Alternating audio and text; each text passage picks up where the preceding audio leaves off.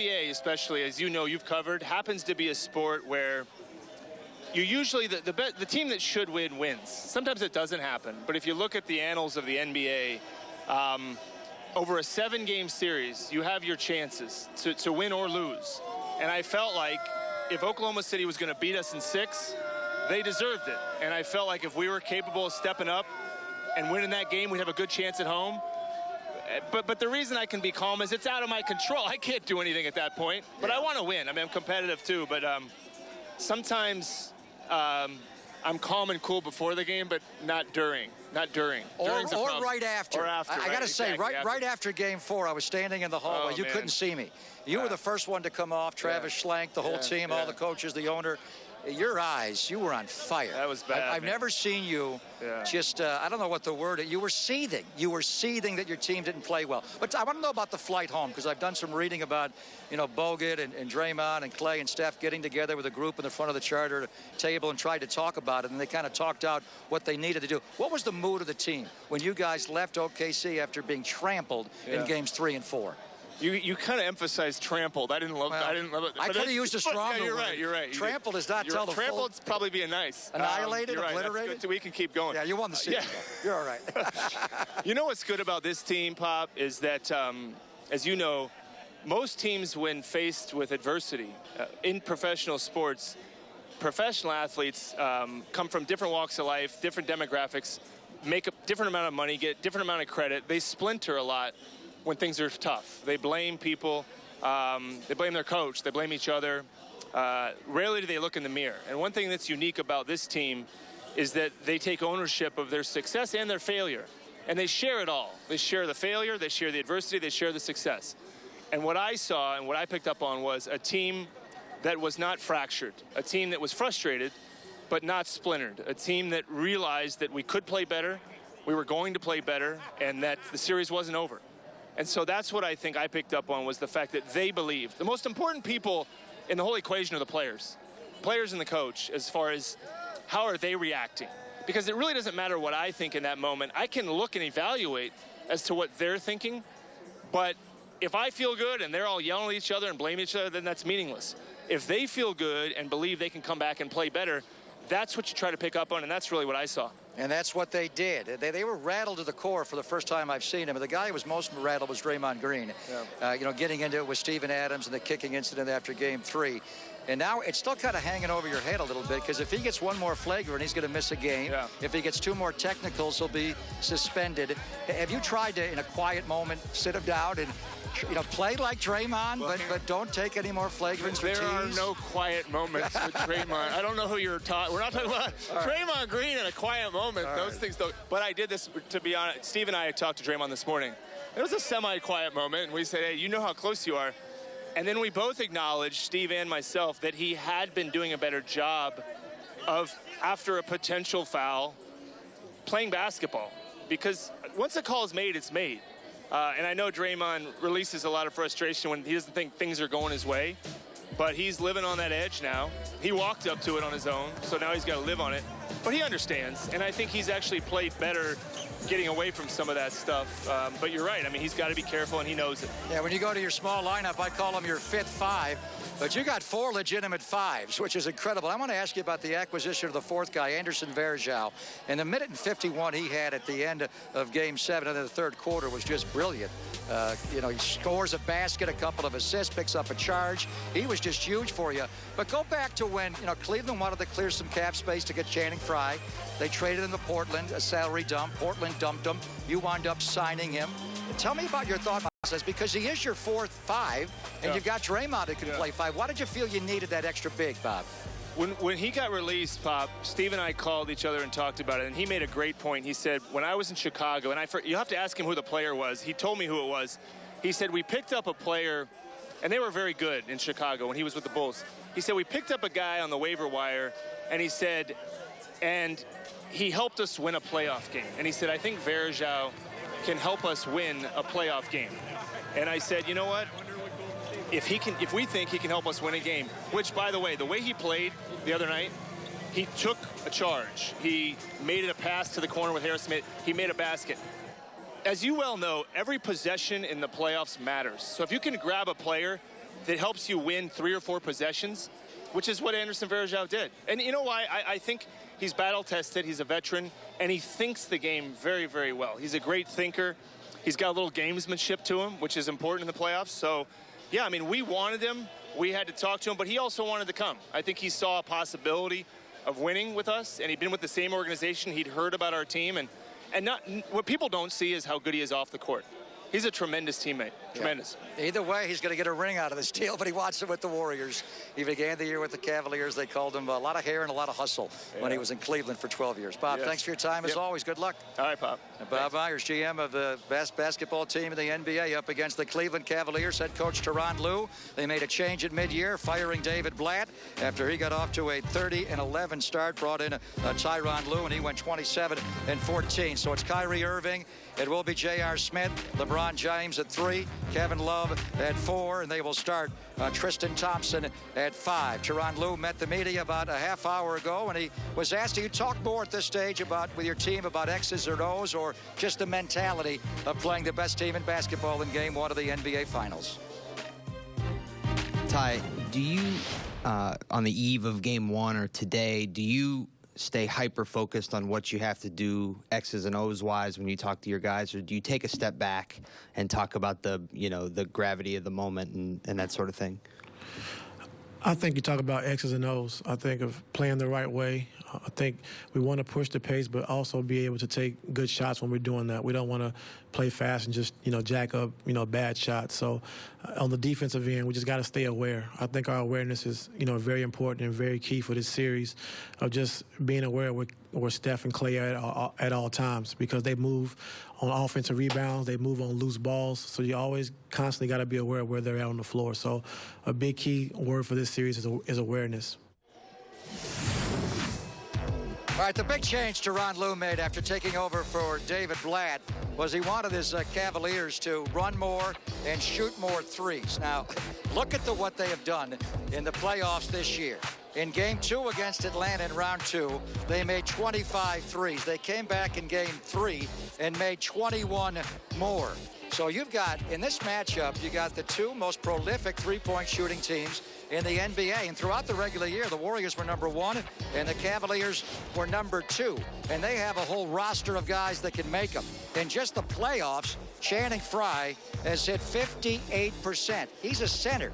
Iman Shumpert will play off the bench. He can make a 3 and play D. J.R. Smith can make a 3. That's pretty much all he can do, but he will. You got Kyrie Irving, can dribble, drive it, great offensive player. He can make a 3. You've got Richard Jefferson. You got Kevin Love. So what they've done here is Gary St. Jean and Kelena Azubuike rejoined me on the set of Warriors Playoff Central, presented by Metro PCS. They remember last year in the final was with all LeBron in the post trying to power his way to the goal. Now he's playing out on the perimeter. He's driving and kicking, and they've got three-point shooters everywhere. You got Kyrie with the ball, but you got guys in every corner, every wing looking to shoot the 3-ball, Saint. Now, Pop, you hit it right on the head. Here's the deal with LeBron. We used the word before, a facilitator. Watch in this series his passing skills, not only off the bounce, but when he is in the post or in a stationary position, he doesn't throw it over here. He doesn't throw it up here. He puts it right in the pocket. He's brilliant passing the basketball. His IQ is as high as anybody's in the game. And Kyrie Irving is really playing well, and he likes being in a drift position for a 3. I would say Love, Channing Frye, and him are the 3 best three-point shooters. And then after that, I can't tell you what Dick Smith's going to do, Kelena. Yeah. Neither can you. Well, he hasn't found a three-point shot he doesn't like yet. He'll shoot fadeaway threes, all that. But I really think the Warriors going small is the best way for them to cover the three-point line, because when they go small, they don't have a bigger guy that's having trouble getting out to the perimeter. They can switch all the screens. They can contest all the threes. They can have more quickness so they can get to the shots in the perimeter. And I really think if the Cleveland Cavaliers shoot as many three-pointers as they've shot through the playoffs so far, I don't think they can win that way, because I think the Warriors are a better defensive team. They won't get as many open looks, and I think the Warriors are still the better three-point shooting team. If they make this a three-point shooting contest and the Warriors shoot the ball the way they're capable of shooting, I know the Cleveland Cavaliers have been shooting the ball well, but the Warriors are the better three-point shooting team. They don't want to do that. You know, the Warriors late in the playoffs became very streaky on the 3-ball. Usually they're very good. They've been hot and they've been cold. I want to show you some numbers involving Kevin Love. Oh, and when he makes his first shot he is a I've read problem. this. Right. When he misses his first shot, he kind of shrinks. When he makes his first shot, he shoots 53% the rest of the game, and he's going to average 23 points. This is just his first shot of the game. When he misses his first shot, he goes the other way. And also, when you look at him, as far as the field goal percentage has gone down the last few years because he's shooting more threes. He does have a decent post-up game, and I think if the Warriors go small, he can drop step you, he can face you up and take you off the bounce, Saint. But it's amazing how up and down this guy has been. And when he went to Toronto for those 2 playoff games, 3 and 4, and he's got to play on the road tonight and Sunday, he lost his mind and he lost his confidence. Well, I want you to keep in mind he's lost 30 pounds since he came from Minnesota. He'll get you 10 boards, but I can remember him getting 20. Exactly. And what I'm going to tell you is I think he's reluctant to play in the post. Yep. I think he wants to be a drift guy. So what do we do with shooters? We play him right and we play him tight. If he wants to drive, he doesn't have a lot of lift, we can take care of him at the rim. I totally agree. He's a spot-up shooter. When your game is mostly dependent on your outside shot, you can have bad games pretty easily. If your shot isn't falling, things can go bad. And I think for him, the thing to look at him is on the defensive end. The Warriors are really going to attack him on the defensive end, and that could bother him some on the offensive end. If he's getting attacked on the defensive end, if he feels like he's getting exposed and he's not doing his thing on the offensive end, he'll get a few post-ups every now and then, but he's mostly on the outside, and the Warriors can get away with putting a smaller guy on him, so that plays into their hand even more for them going small. Kevin Love did not play at all last year against the Warriors. He dislocated his shoulder in their first-round win over the Boston Celtics. Kyrie Irving did start the finals a year ago, and you recall late in game number 1, which went to overtime on this drive. He will just kind of bang knees with Klay Thompson, and he fractured the kneecap. He had to learn how to walk, how to rerun, completely rebuild his lower body in the offseason. He missed the first 25 games, but he's healthy now. But right after that loss in game 1 of the injury and then the game 6 loss, he went on Shaq's podcast right after the 4th of July, and he said, I'm more or less the voice of reason. I'm always going to be a straight shooter with everyone, and I give them my honest opinion. Obviously, we had a great thing in Cleveland. We dealt with everything together. I felt like we definitely would have won an NBA championship if we had everyone healthy, but almost doesn't count. We fell short, and we're just going to use it as motivation coming into the year. So they have, and they're here. But now we're going to find out they're completely healthy. Love is healthy. Irving is healthy. They're completely healthy. The Warriors are getting back to good health, and it's time to go. It's June 2nd, and it's the NBA Finals. So it's going to be the most interesting couple of weeks as we play game number 1. And Steph Curry just went crazy at the end of the series against Oklahoma City, going 31, and then 36 in the closeout game of game number 7. He's ready. You're ready. The world is ready. The finals are back to Oakland.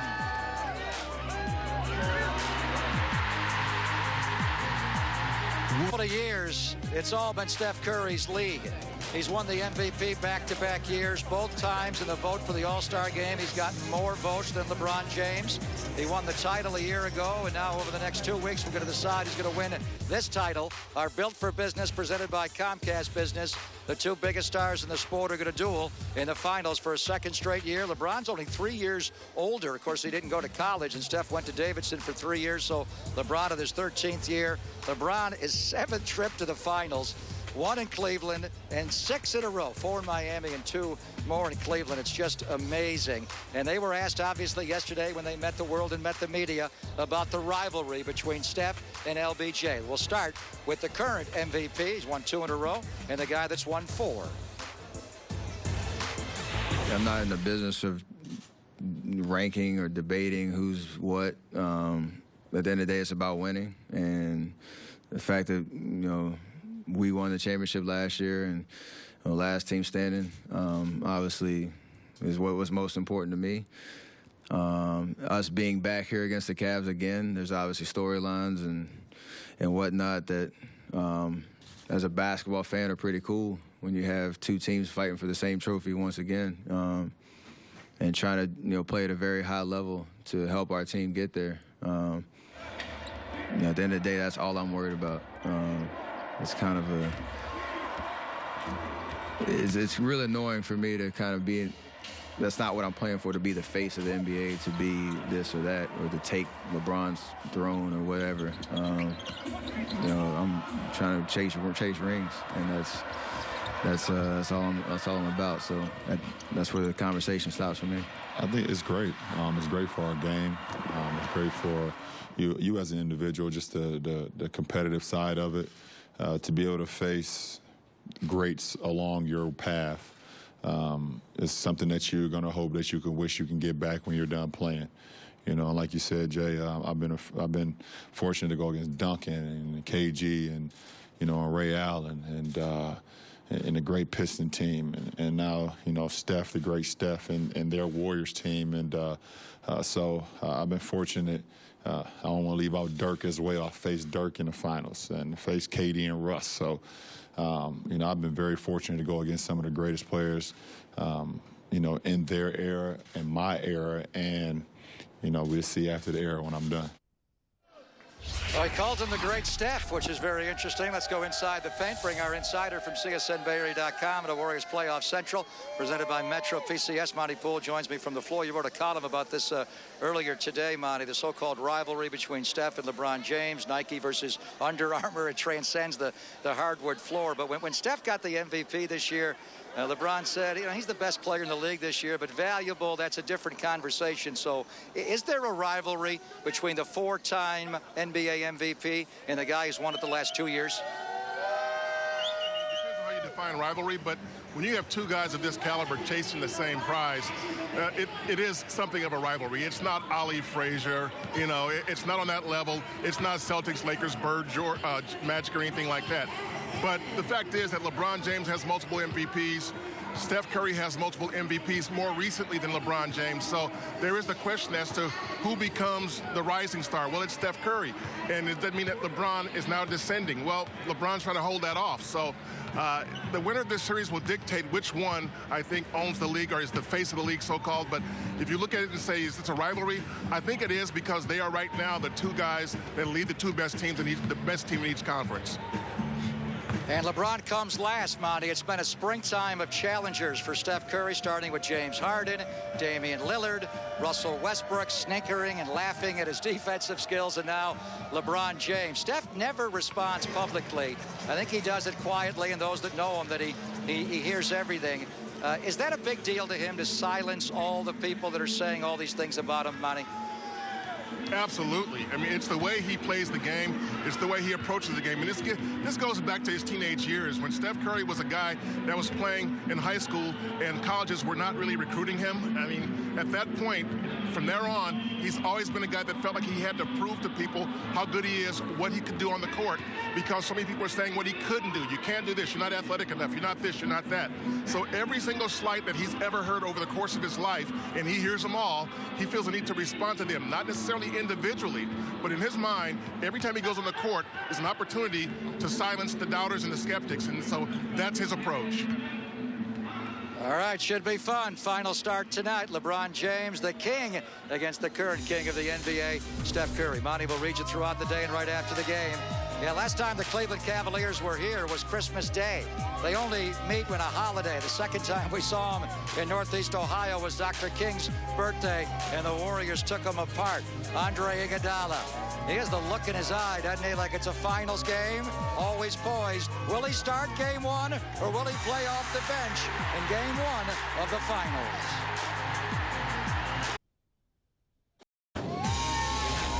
And welcome back to Warriors Playoff Central, presented by Metro PCS. The second night of June has finally arrived. The finals are here. What a glorious day it is. Last time the Warriors faced the Cavaliers in Cleveland, it was 11 degrees. 11 on Dr. King's birthday. And the Warriors took them apart. Cleveland came here on Christmas Day, and that was a battle. It was 89-83, a real grind. But when they went to Quicken Loans Arena in mid-January, they demolished the Cavaliers. They beat them 132-98. They were all over them. At one point, they shot 69% from the floor late in the game. And that's going to be a subject tonight. The Warriors attacking the Cavalier defense of Bookies. Big-time bifocals. They went after Irving, Love, and Delly, and all of them, Bookie. All right, attacking Kevin Love and Kyrie Irving Ball screens for Kevin Love. Take a look at Kevin Love's reaction time here. Takes him too long to realize Draymond setting the screen. He's not close enough to Steph Curry coming off. He buries it. This next one, he's going to get extended a little bit. And Steph Curry doesn't even have to take that many dribbles to extend him. He's so slow. Now Draymond Green has a 4-on-3. Ezeli's man has to step up. Lob to Ezeli. That's problems for the Cavaliers. Again, ball screen with Kevin Love. Kevin Love, he's going to show a little higher here. Same thing. He gets extended. 4-on-3. Ezeli's man comes over. By the time Kevin Love gets back in there, it's too late. He's a little too slow. You got to take advantage of that. And this is the good player here. Pick the picker for Kyrie Irving. Kyrie Irving has had a tough time getting through screens, so the Warriors will throw a lot of screens at him. That has to be one of the themes of the series for the Warriors. Expose Kevin Love and Kyrie Irving. They have a lot of go-to guys on offense. They have a lot of go-through guys on defense. Are they going to have to play Iman Shumpert more in this series? Saying who does Irving guard? Who does Love guard? Who guards Steph Curry? Yeah, Shumpert will play, and he's the best wing defender. Now, you guys know what an analytics expert I am. I know you are. But when you run Irving and Love in a pick and roll, your efficiency is 1.5 per possession. That's not good defensively. Which tells me if you want to run pick and roll in the drag series, always run it with Kevin Love's man. And all heck is going to break loose. 1.5? That's exceedingly high. I went to my machine here. Yeah. I did a lot of stuff, and that's what I come up with. When the Warriors run their drag, they're at 1.22, which is the highest in the league. Up. So 1.5? Yeah. Yes. That's not very good. But the reason they're on the floor, obviously, is for offensive reasons, and it's people for LeBron to kick it out to. You were talking about what LeBron does in the restricted area. Just look in the paint here and what he does in the first round against the Pistons. When he's in the paint, he makes 2/3 of his shots. Second round against Atlanta, 56. Look at the conference finals. He made 77% of his shots when he got in the paint. But when he's outside of the paint, he can't shoot. 28%, 43, 38, and last year he just tried to muscle his way to the goal. It's a very different LeBron James, a very different offensive attack the Warriors will face this year than they faced last year. For more on that, we turn to Roz. And Jim Barnett, where has he been all springtime? Warrior broadcaster for 30 years.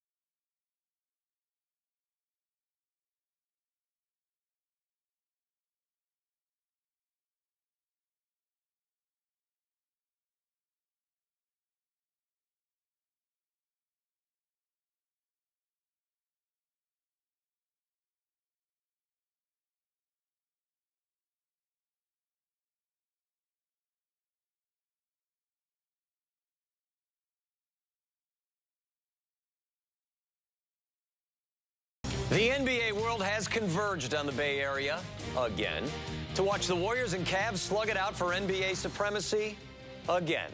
Welcome into Sports Talk Live. I'm Jim Kozimor. This is the NBA Finals that Warriors owner Joe Lacob wanted, and the same can be said for LeBron James and the Cavs. Cleveland is full strength, so no excuses this time. The Dubs are coming off a 7-game slugfest with the Thunder. The scene at Oracle Arena. Festive. Fans, media arriving early in preparations for a titanic matchup of the best in the West against the best in the East. The Warriors wear the crown. The Cavs and their king want to steal it. Let's head out to Oracle Arena. Site of Game 1 of the NBA Finals. Let's bring in Monty Poole. He's our Warriors insider. You read him at csnbayarea.com. Kalena Azubuike, part of our full-blown team coverage out at Oracle and on the road in the finals. Monty, I want to start with you. Revenge factor. This is round 2, Cavs in town to take on the Warriors. How badly do the Cavs want to rewrite this script now that they're 100% and fully healthy? Well, if you go back to 2 years ago, and LeBron James was a member of the Miami Heat, he became a free agent, he opted out, and he went back to Cleveland for one reason and one reason only. He wanted to bring a championship to the town in which he grew up, the team he grew up following. So last year he got to the finals again, but did not get the championship. He did not finish the deal. And you look back and you say, well, they had some injuries, and that's probably why they didn't finish the deal. That's what some people were saying all summer and even into this season. Well, now he's got the best team that Cleveland has ever had, certainly in recent years, and this is his chance. He's got 2 All-Stars alongside, and Kevin Love and Kyrie Irving. So this may be LeBron's best chance to win a championship in Cleveland. So, yes, he knows last year he didn't get it done. He definitely wants to get it done this year. To the finals for LeBron James. You've got to give him credit for that. And he's got his hand-picked coach in Tyronn Lue. All right, Kalena, let's move to what could be the X factor in this series, and that's bench play. A lot of people feel the Warriors' bench can be a determining factor, but should we count the Cavs' bench out? We shouldn't count them out, but I have to give the nod as far as bench play to the Warriors. I think you got Andre Iguodala coming off the bench. I'm going with him as the X factor. If I had to pick one individual as an X factor this series, it's him. His defense, the way he can guard LeBron. He's got long arms and quick hands. That is a lethal combination. We saw how much that bothered Kevin Durant, especially in crunch time last series. We saw how much it bothered LeBron James in last year's finals, and that's one of the big reasons he won the finals MVP. So whether he starts or whether he's on him at the end of the games, I think that's where you have to have Iguodala on, is the fourth quarter. And I wouldn't be surprised if they don't start Andre Iguodala because LeBron James sometimes comes out of games a little less aggressive and more as a facilitator, because he does have his other scorers in Kevin Love and Kyrie Irving. So Harrison Barnes can probably handle the non-aggressive LeBron James, but you got to have Andre Iguodala on him in the fourth quarter when it counts. When you play the Warriors, one of the biggest dangers is the 3-ball. There's little question of that. You have to guard them out beyond the 3-point line. But, Monty, is it possible that the Cavs have the ability, maybe not to be better than the Warriors, but at least try to match them in a 7-game series shooting a 3? Well, the Cavs are shooting the 3-ball even better than the Warriors so far in this playoff. So I would say right now they're shooting it hot. Now, if that continues, then you've got a terrific series between 2 teams that love the 3-point shot. They finished 1-2 in terms of number of makes, in terms of accuracy. So the Warriors, as we all know, are the top 3-point shooting team in the league. And now you're looking at a team in terms of Cleveland, where with J.R. Smith getting his shot going, you got Kyrie Irving, you got Kevin Love, you got 3 or 4, and then Channing Frye off the bench. So a lot of 3-ball bombers on both these teams. And I'm going to say that the Warriors are better defending the 3, I think, than the Cavs are, and that may be the key. I agree. A lot of 3-point shooting for the Cavs. I do think the Warriors are still a better 3-point shooting team. If they want to make this a 3-point shooting contest, the Cavs do. I think the Warriors will win that. They have been shooting the ball well, and I think it plays in the Warriors' hands because they can go small when if the Cavs' 3-point ball is really giving them problems. That way they don't have a big man that's having a tough time getting out to the perimeter and guarding the perimeter. They have quickness on the perimeter. They can switch screens. They'll contest shots a little better than anyone the Cavs have faced thus far. So if the 3-ball is really giving the Warriors problems, they'll go small and probably give the Cavs a little more problems that way. All right, I'm going to go best case scenario for both teams. Kalena, I'm going to start with you. I'm going to give you the Cavs. For the Cavs to win this series, what needs to go right for them? What needs to go right for the Cavs? Well, I think their stars have to play better than the Warriors' stars. I think LeBron James has to be big in the fourth quarters, which he struggled at times. His free throw shooting isn't great, and I think that's a big part of being clutch in the fourth quarters. Kyrie Irving has to have big games. Kevin Love has been streaky. He's played well in some of the games they've won, but when your game relies mostly on outside shooting, you can have bad games, especially on the road, a lot easier. I think the Warriors' stars will be better, and I think the biggest reason is because they're so much better in the fourth quarter. We've seen Steph Curry and Klay Thompson, no matter how the game's going, they end up hitting big shots. And it's not just them hitting big shots. We've seen Harrison Barnes hit big shots. Obviously Andre Iguodala hits big shots. So I think the fourth quarters will be a really big part of this series, and I think the Warriors stars will be better in those fourth quarters. And Monty, you get the Warriors side of this equation. What needs to happen for the Warriors in order for them to win a second NBA title? They have to take advantage of the defensive holes that Cleveland's unit has, because if Kevin Love and Kyrie Irving are out there. Now, Kyrie, I'm hearing great things at how hard he's working and how determined he is to disprove that he can play defense, because we know he can. It's just that throughout his career, he hasn't. So if he plays good defense, then that makes it a little bit easier for Cleveland. But I think the Warriors certainly can exploit Kevin Love. If they get those two guys in a pick and roll, look out. I mean, I know that's one thing they're going to go after. They went after, in the previous series, they went after Enes Kanter on Oklahoma City. Well, this time, they got two guys they want to go after, Kevin Love and Kyrie Irving. If they go after those two guys successfully, they win this series, and it might not even go 6 or 7. Kalena, I'm going to ask you from the players' perspective on this one. The Cavaliers have cruised through the NBA playoffs. They've only lost 2 games, and that was to Toronto. And then they deposited the Raptors pretty quickly after they lost those 2 games.